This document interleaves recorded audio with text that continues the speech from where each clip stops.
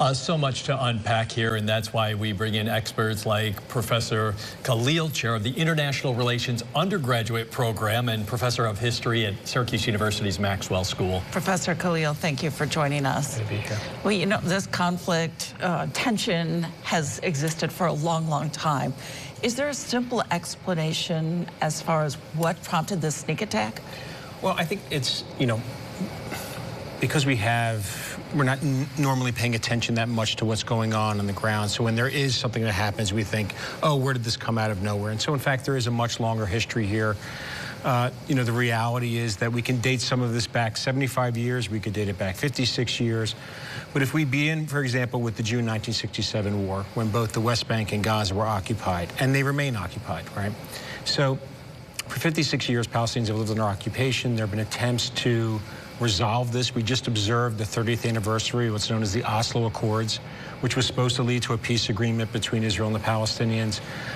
Unfortunately, that deal was never finalized, and so but the occupation has persisted. If we look at a place like Gaza, which right now has been under both occupation and siege for roughly 18 years, there are 2.3 million Palestinians living in Gaza. 50% of them are children. So 50% under the age of 18. So we have a tendency to focus on a group like Hamas and say that all Palestinians are Hamas. 50% of Gazans are Palestinian children. 85% of them are refugees. And because Gaza has been under siege, what you see is 42% unemployment, even higher underemployment, a large percentage who report being suicidal, if not depressed, because they don't see a future. And what happens is, because the peace negotiations haven't gone anywhere, we haven't had substantial peace negotiations in over a decade. Because of that, a group like Hamas is able to find even more support.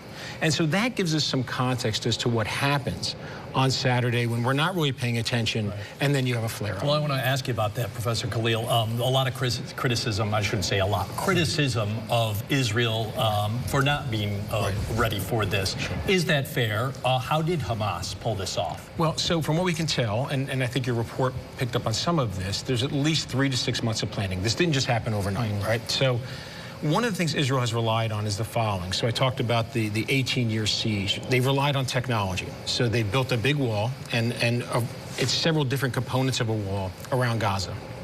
That includes high-tech sensors, automated machine guns, major checkpoints, and of course, they monitor everything that goes in and what very little comes out of Gaza.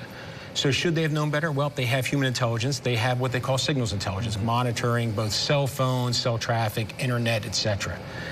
They should have known, and we're getting some indications. Now, look, there's some dispute over this. The Egyptians are saying, we warned Prime Minister Netanyahu 10 days ago something big was coming. Netanyahu's office has denied this categorically.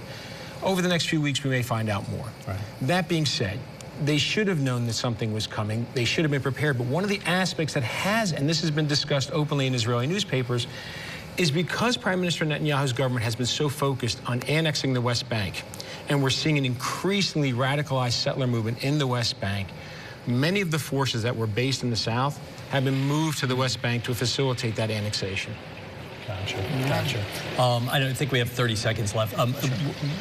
Where do you see this going in the next few days? Nobody can predict where it's going to end, but at least the next few days. Right. So my hope is what will not happen, which is that there are all indications that there will be a ground invasion by Israeli troops within the next 24 hours. My hope is actually that the United States will actually embark on high-level diplomacy. The Secretary of State Blinken will get cooler heads to prevail. We get a ceasefire in place. Otherwise, what we're going to see is a lot more deaths, of innocent civilians, and possibly a broader regional war. Wow. That's so upsetting to think about.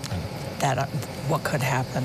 All right, Professor Khalil, thank you so much for joining us. We appreciate your time and your insight. Thank you. Yeah, thank you, sir.